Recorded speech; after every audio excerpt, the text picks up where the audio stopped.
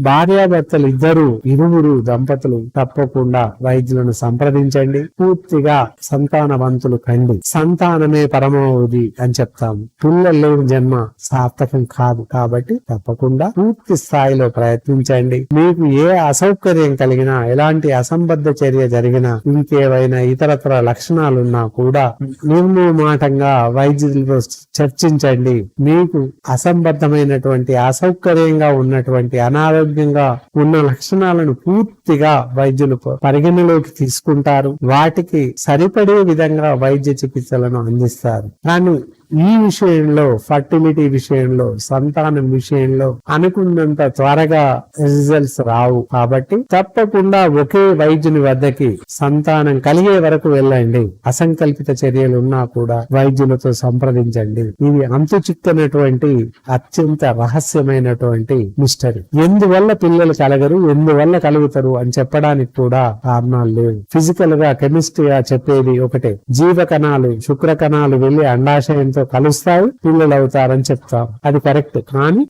ఎప్పుడు వెళ్తాయి, ఎప్పుడు కలుస్తాయి, ఏ సమయంలో కలవాలి అనేది అంతా కూడా దైవం పైనే భారం వేయాల్సిన అవసరం ఉంటుంది.